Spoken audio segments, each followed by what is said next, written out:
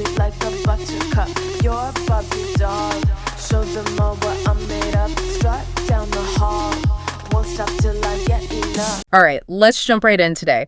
We're taking a deep dive into the Bills' wild card win over the Broncos. Yeah. Got this awesome article breaking down the highlights, and stats should give us a good picture of what's to come for them in the playoffs, you know? Oh, absolutely. And I think what's going to stand out right away is this idea of the Bills having a surgical offense. You know, like they were precise, efficient, really targeting those Broncos' weak spots.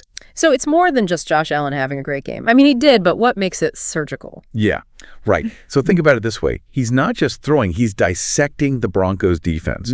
Completes 20 of 26 passes, that's 272 yards. Wow. 2 touchdowns, right.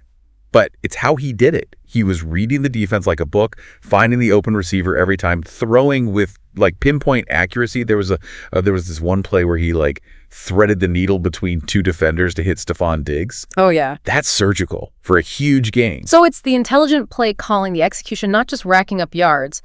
Exactly. And then you add on James Cook's performance, Yeah. you know, on the ground. 120 rushing yards and a touchdown. You see why this Bills team is dangerous. Right. Like they can attack you in so many ways. And we can't forget about that Bills D, right? The article even points out they only allowed 1 touchdown, forced a turnover on downs. Yes. Can you explain that for some of our listeners who maybe aren't football experts? Oh, sure. Yeah. So turnover on downs, that happens when the offense doesn't get those 10 yards they need in 4 tries. Right, right. So instead of punting, they go for it on that 4th down. But if they don't make it, the other team takes over. Right there. Risky move. And the Bills shut them down. Huge momentum swing. Oh, yeah. Yeah. Totally. It's like not only the Bills D preventing scores, they're making chances for their own offense to get back in the game. Now, the game didn't start with the Bills just dominating, though, right? The Broncos came out hot, touchdown on a 70-yard drive first quarter. True. That initial spark from the Broncos, that was impressive. But it's like it lit a fire under the Bills, you know? Okay, so what happened? What was their response? They turned to that run game. Specifically, Ty Johnson and James Cook. Yeah. Just pounding the ball, wearing down the Broncos D, controlling that clock, you know? Like, it was methodical. Let them respond to that early Broncos touchdown and eventually take the lead, right? Touchdown run by Cook. Nice. So that's a good example of how those different parts of a team's game plan can work together. Absolutely. It's not just having talented players. It's about using them strategically at the right time. So the Bills get back in the lead, and from there, just kept adding on. Yeah. They kick a field goal in the 3rd quarter to extend that lead.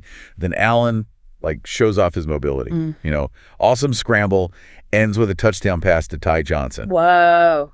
And they weren't done. 2-point conversion. Nailed it. It sounds like they were firing on all cylinders. Oh, yeah. And then, like, this electrifying moment, Curtis Samuel catches this 55-yard touchdown pass. Wow. Just incredible speed and agility. You know, that play really sealed the deal. Highlight reel for sure. Speaking of highlights, some of the stats from this game are pretty wild too, right? Oh, there were some fun ones. So, you know, James Cook actually broke the Bills' franchise record for rushing yards in the 1st quarter. No way. In just the 1st quarter. Yeah. Especially considering, you know, he shares that backfield. Pretty credible. What else stood out? Well, this was the first playoff game where the Bills rushed for, get this, over 200 yards since 1995. Really shows how much they relied on that run game. And we can't forget about Josh Allen. He broke Jim Kelly's record, most postseason touchdown passes in franchise history. Exactly. And that 55-yard touchdown catch by Curtis Samuel, longest of his career. So many records broken in this one. Feels like we witnessed something special for sure. This win wasn't just about beating the Broncos, it was a statement. But the question is, can they keep this up against tougher opponents in the playoffs? Right. That's the million-dollar question. I think to answer that, we got to look at some other factors. Yeah, they really brought it in this game. But I was wondering about the strategy, you know. Leading up to this, the article mentions some key players were back for this game. They were out in the previous one. Right. Yeah, that's important. They were missing several starters, you know, from injuries, resting up. So for this wildcard game, they had Dawkins back, Taron Johnson, Benford, Rousseau, Oliver, and Jones, all back in the lineup. Oh, wow. Okay. So kind of playing it safe, making sure those key guys were ready for the playoffs, rested. Seems like it. Mm-hmm. And it worked. Big time. Having them back, especially for the defense, made a huge difference. More depth, more experience, you know. really helped them shut down the Broncos offense. It makes you wonder if holding those players back was like a calculated risk. Like they risked losing a less important game to be totally ready for the playoffs. Interesting strategy, right? Right.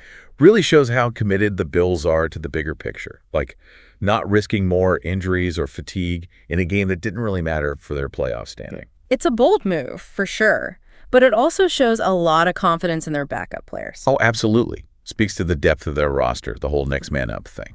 And another comeback to talk about, the article mentions Amari Cooper was back too. He was out for personal reasons, right? Yeah, but having him on the field totally adds another layer to their offense. Cooper's a veteran, lots of playoff experience. That ability to make those clutch catches creates separation from defenders. Huge help for Allen. Yeah, for sure. And we can't forget Terrell Bernard. He was back too after that quad injury. Gives them even more flexibility on D. It's like they have a whole different team now than they did at the end of the regular season. Yeah. A fully healthy Bills team is like a whole other animal. You're telling me. But it's not just having the guys, it's how you use them, right? The article went into some of their strategies, and I was impressed. What stood out to you? Well, they really went all in on that run game against the Broncos, you know? Like, Cook and Johnson were unstoppable, and it felt like they were dictating the pace of the entire game. You nailed it. That was a very deliberate choice. Establishing that strong run game did a few things. First, it kept the Broncos offense on the sidelines. Always good. But it also wore down their defense, made them more vulnerable to the pass later in the game. The classic ground and pound. But the Bills can also switch gears and air it out with Allen, too. Exactly. That balance makes them so tough. They adapt to any situation, keep the other team guessing. Like that touchdown pass to Samuel, perfect example. They had the Broncos thinking run, then bam, Allen throws a bomb for the touchdown. And the Bills' defense was just as impressive. You know, they were all over Bo Nix, forced him into mistakes, led to that big turnover on downs. There's a part in the article where they describe the Bills' D as relentless. I think that's perfect. Never let up, even with a big lead. Shows their mentality. They're not satisfied with just winning. They want to dominate. And that's the mark of a true contender, right? Not just playing to win the game, but to win it all. I agree. They have the talent, the coaching, and now they're healthy. I mean, they have a real shot at the Super Bowl. Yeah. But the playoffs are unpredictable. Oh, yeah. Every game's a battle. You never know.